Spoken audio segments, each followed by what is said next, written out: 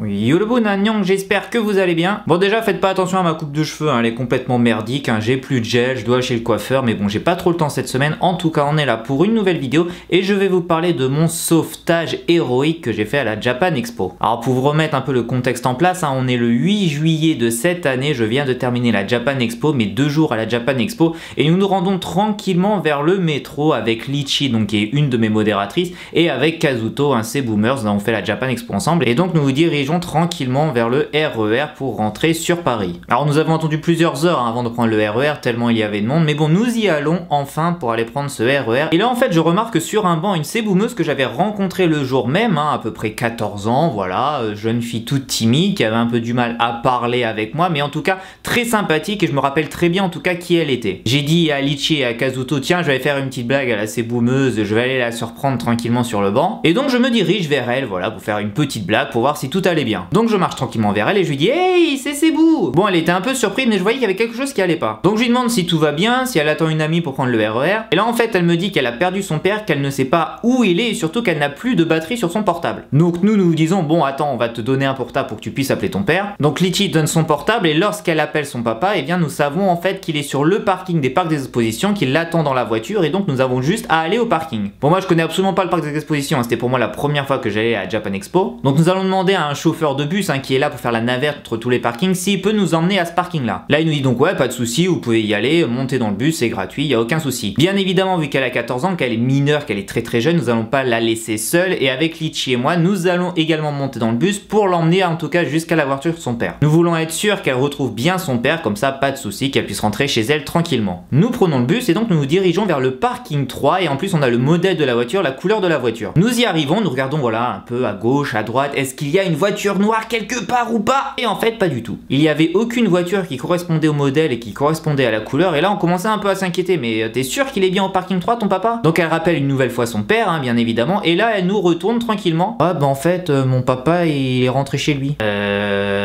Donc là en fait t'es en train de nous dire que ton papa juste il s'est barré, il est rentré chez lui te laissant seul ici.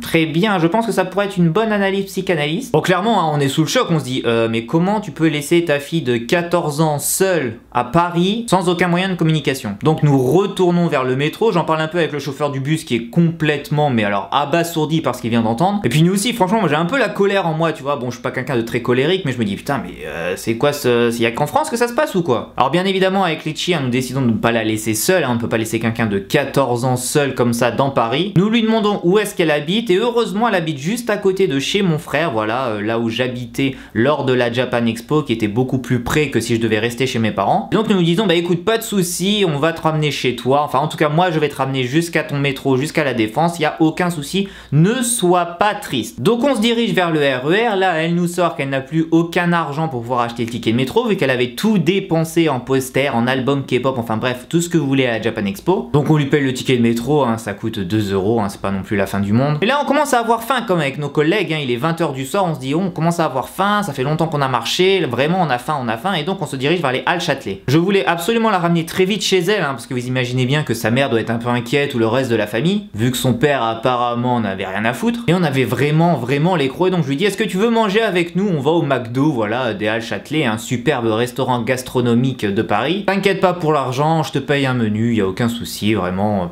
Bon, c'est pas pour me jeter des fleurs, hein, c'est juste l'histoire qui s'est passée comme ça. Et puis en plus ça me faisait plaisir d'inviter une C-boomeuse, donc aucun souci. On va au McDo, on prend un gros menu, on mange bien, Litchi discute avec elle, comme ça elle se sent un peu plus à l'aise avec nous. Après manger, bah moi je quitte mes collègues, hein, vu que nous prenions des chemins différents, et donc je raccompagne la C-boomeuse jusqu'au métro de la Défense. Je voulais vraiment être sûr hein, qu'elle soit à côté de chez elle, et je lui ai dit surtout quand tu rentres chez toi, envoie-moi un message sur Instagram pour être sûr que tu es bien rentré au cas où qu'il y ait un énorme problème avec tes parents et que tu te retrouves pas seul dans la rue. Donc envoie-moi un message sur Instagram dès que tu arrives, moi j'habite juste à côté, s'il y a un problème je peux encore me déplacer. Heureusement quelques dizaines de minutes après l'avoir quittée, elle m'a bien envoyé un message pour me dire qu'elle était bien rentrée chez elle, que tout allait bien et que donc cette histoire s'est bien terminée en fait. Bon voilà, c'est pas pour me jeter des fleurs hein, cette histoire, hein, je m'en fous d'être un héros ou pas, hein, je m'en fiche clairement, mais je voulais juste vous raconter une petite anecdote qui s'est passée pendant les vacances en France, hein, pendant la Japan Expo, qui m'a quand même marqué, hein, c'est quand même pas une histoire qu'on a tous les jours, et c'est juste juste aussi un petit message que je voulais faire passer, si vous voyez des personnes seules lors de grosses manifestations comme ça, bah n'hésitez pas à aller les voir pour être sûr que tout va bien. Si vous avez un doute sur qui que ce soit parce qu'il semblerait qu'il soit seul ou pas, juste allez les voir, demandez si tout va bien, est-ce qu'elle attend quelqu'un ou pas, parce que parfois un coup de main n'est pas de refus. Pour moi bien évidemment, je la connaissais de vue, vu qu'on s'était rencontrés déjà à la Japan Expo, mais vraiment faites attention autour de vous, parfois on a besoin de votre aide sans que vous le sachiez. Voilà, le super héros Cebu retourne dans sa tanière, merci beaucoup, n'hésitez pas à lâcher un maximum de pouces bleus, à vous abonner, à partager cette vidéo. Nous on se retrouve la prochaine fois pour une nouvelle vidéo. Neil Tashiman Nayon,